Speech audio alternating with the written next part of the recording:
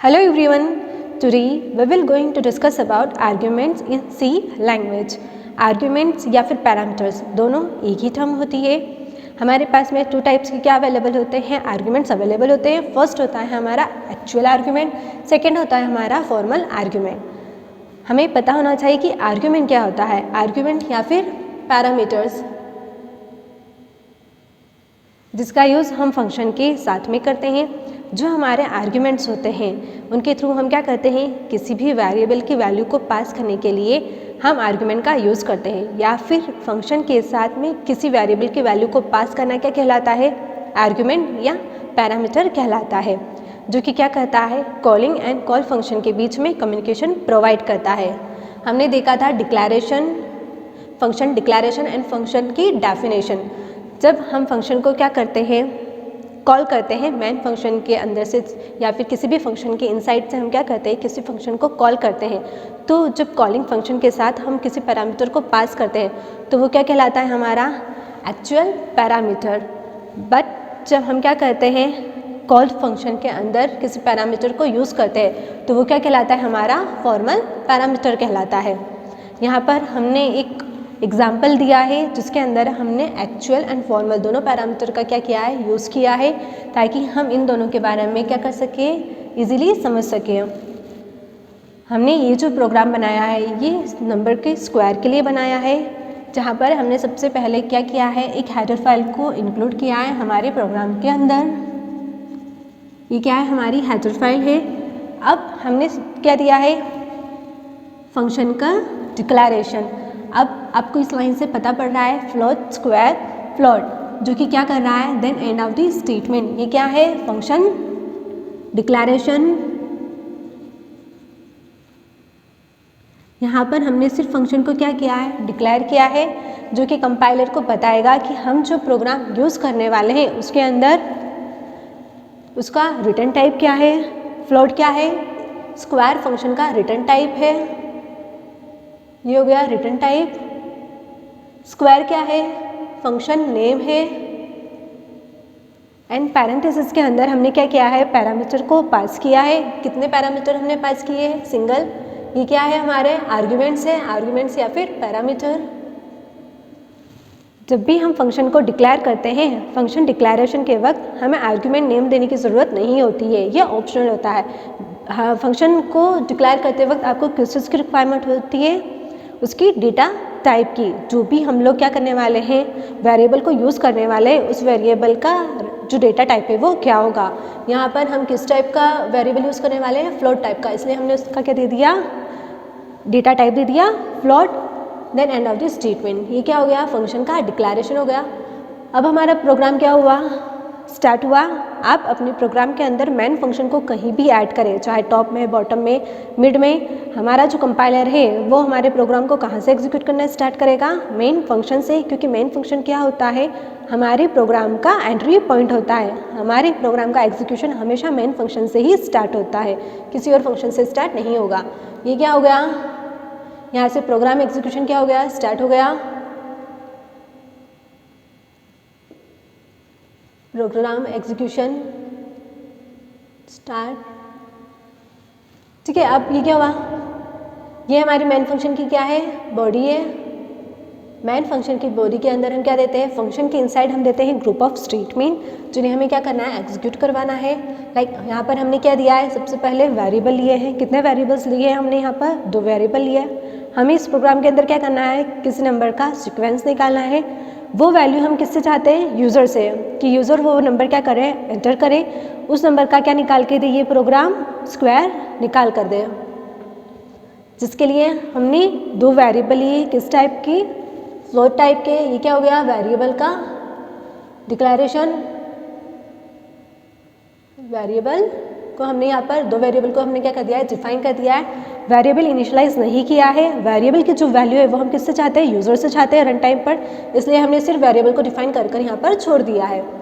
अब प्रिंटफ के थ्रू हम एक स्टेटमेंट प्रिंट करवा रहे हैं, एंटर एनी नंबर. अब ये स्टेटमेंट क्या होगा, रन टाइम पर प्रिंट हो जाएगा स्क्रीन पर. जैसे ही ये प्रोग्राम एग्जीक्यूट होगा, यूज़र को कंसोल पर क्या दिखाई देगा, एंटर अ नंबर, जिसे देखकर उसे समझ आए कि उसे क्या करना है, कोई एक नंबर क्या करना है, एंटर करना है. ये स्टेटमेंट स्क्रीन पर क्या हो जाएगा, प्रिंट हो जाएगा। देन जो हमारा कंट्रोल है वो नेक्स्ट लाइन पर आएगा। नेक्स्ट लाइन पर उसे क्या मिलेगा, scanf %f एड्रेस ऑफ ए।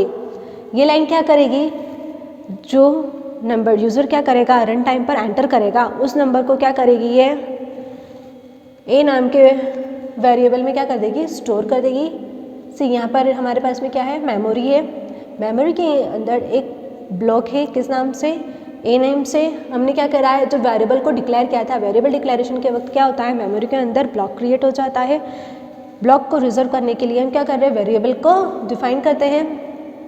अब जो हमारे पास में ए और बी नाम से क्या है, दो ब्लॉक है जो कि क्या थे, एम्प्टी थे। अब जैसे ही हमने क्या किया, scanf का यूज़ किया, तो scanf के थ्रू जब भी यूज़र क्या करेगा, वेरिएबल की वैल्यू एंटर करेगा, वो वैल्यू कहाँ जाके स्टोर हो जाएगी, ए नाम के वेरिएबल के अंदर स्टोर हो जाएगी। सपोज उसने एंटर किया 2, तो 2 कहाँ पर स्टोर हो गया, ए वेरिएबल ए के इनसाइड। %f कंपाइलर को ये बता रहा है कि यूज़र से किस तरह की वैल्यू से एक्सेप्ट करना है।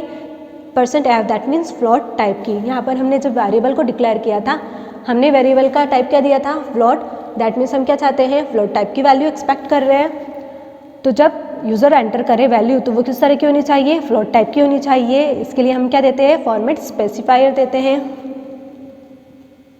जो यूज़र जो हमारे कंपाइलर को बताता है कि उसे सिर्फ फ्लोट टाइप की वैल्यू क्या करना है, यूज़र से एक्सेप्ट करना है, और उस वैल्यू को ए वेरिएबल के एड्रेस पे जाकर क्या कर देना है, स्टोर कर देना है। ये क्या है, address of A, address of a variable के एड्रेस पे क्या करेगा, उस वैल्यू को स्टोर कर देगा।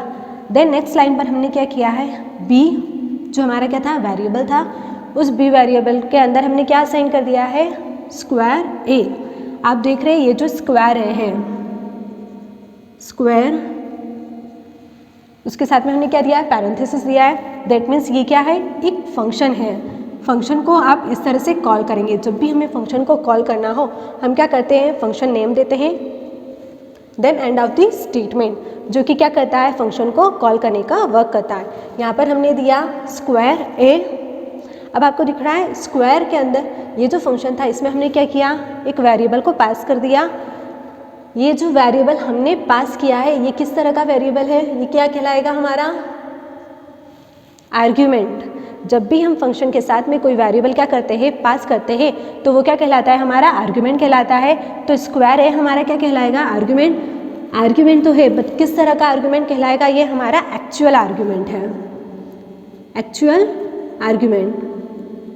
यहाँ से हम क्या कर रहे हैं, फंक्शन कॉलिंग का वर्क कर रहे हैं। स्क्वायर ए फंक्शन को हमने क्या किया है, कॉल किया है, तो यहाँ पर क्या हो रही है, फंक्शन कॉलिंग हो रही है। फंक्शन कॉलिंग के वक्त आप जो आर्गुमेंट पास करते हैं वो क्या कहलाता है, एक्चुअल आर्गुमेंट कहलाता है। यहाँ हमने फंक्शन को कॉल किया, ए को हमने क्या कर दिया, पास कर दिया। राइट नाउ ए आर्गुमेंट के अंदर कौन सी वैल्यू है, 2, जो हमने यूजर से क्या करवाई थी, एंटर करवाई थी। अब क्या होगा, कंट्रोल कहाँ पर पहुँच जाएगा, हमारा स्क्वायर फंक्शन पर पहुँच जाएगा। आपको दिख रहा है यहाँ पर स्क्वायर फंक्शन कहाँ पर है, यहाँ पर हमने दिया है स्क्वायर फंक्शन। ये क्या है हमारा फंक्शन का डेफिनेशन, ये हमारी फंक्शन डेफिनेशन, जहाँ हम क्या देते हैं, फंक्शन डेफिनेशन के अंदर हम देते हैं return type, function name and argument list. Control जैसे ही बी पर आया, बी के अंदर हमने इनिशियलाइज किया, क्या किया, स्क्वायर ए। तो अब कंट्रोल क्या करेगा, उसे यहाँ पर मिला, कंपाइलर ने क्या किया, स्क्वायर ए फंक्शन पर जंप करवा दिया हमारे कंट्रोल को। हमारा कंट्रोल कहाँ आ गया, इस लाइन से डायरेक्टली हमारा कंट्रोल कहाँ पर आ गया, यहाँ से हमारा कंट्रोल आ गया इस लाइन पर, कहाँ, जहाँ उसे स्क्वायर फंक्शन मिला। ये क्या है, स्क्वायर फंक्शन है। स्क्वायर फंक्शन है दैट मीन्स उसकी क्या होगी, अपनी एक बॉडी होगी जो कि कहाँ से ओपन होगी, कर्ली ब्रैकेट से ओपन होकर कर्ली ब्रैकेट पर क्लोज होगी। अब जैसे ही हमारा जो कंट्रोल है वो यहाँ पर आएगा, उसे मिला स्क्वायर फंक्शन, फंक्शन के साथ में उसे क्या मिला, आर्ग्यूमेंट की लिस्ट मिली, जहाँ पर हमने एक आर्ग्यूमेंट पास कर रखा है, कौन सा, फ्लोट एक्स। यहाँ पर एक्स क्या है, हमारा फॉर्मल आर्ग्यूमेंट।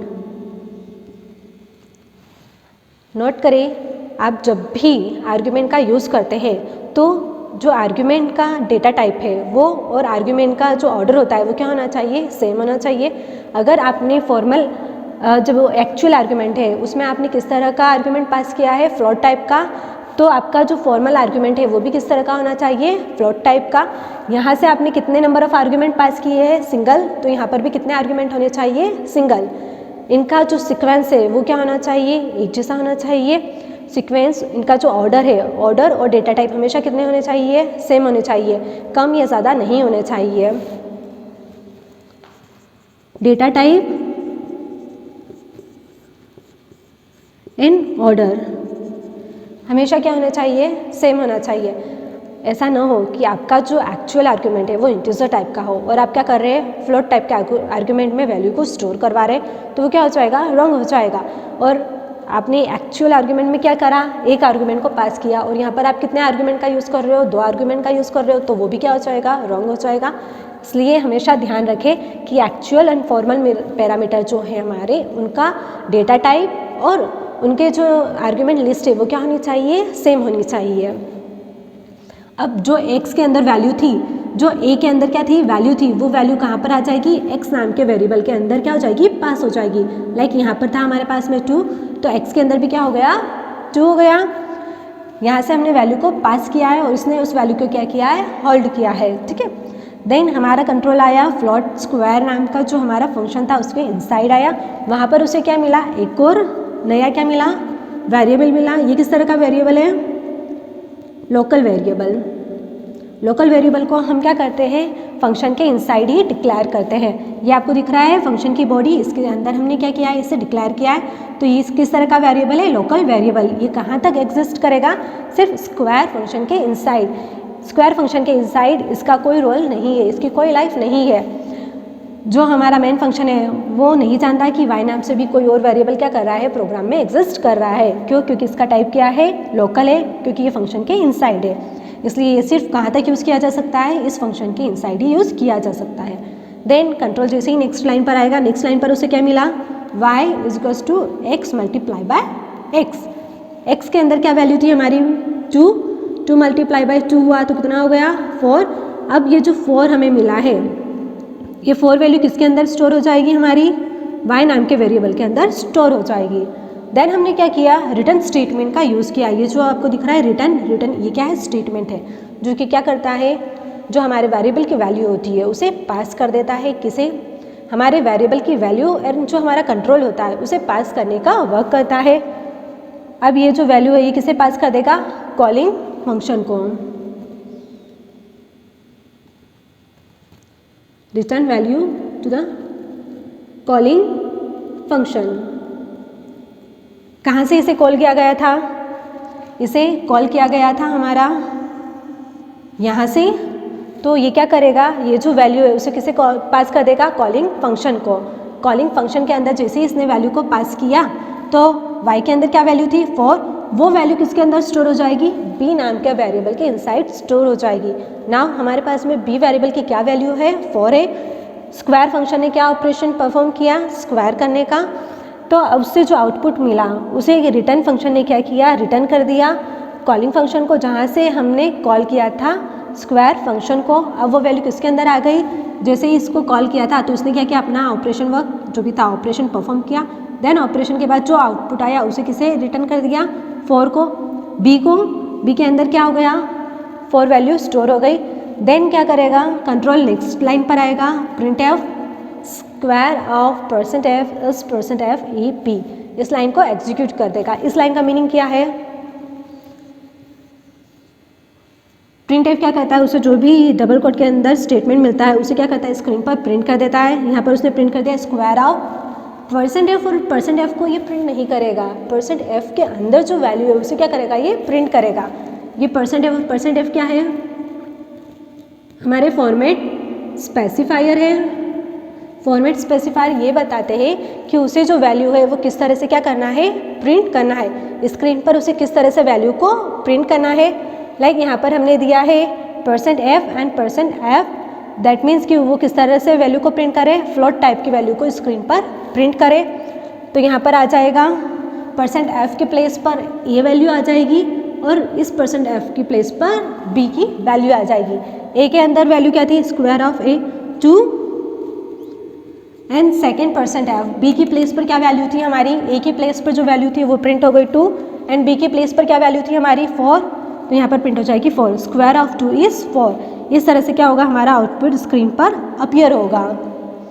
इस तरह से हम फंक्शन के अंदर एक्चुअल एंड फॉर्मल पैरामीटर का यूज़ करते हैं, जिसे हमने एक कंप्लीट प्रोग्राम के थ्रू क्या देखा, समझा कि किस तरह से वो प्रोग्राम में एग्जिस्ट करते हैं, वर्क करते हैं एंड आउटपुट जनरेट करते हैं। आई होप ये वीडियो आपके लिए यूज़फुल रहा होगा। Thank you so much.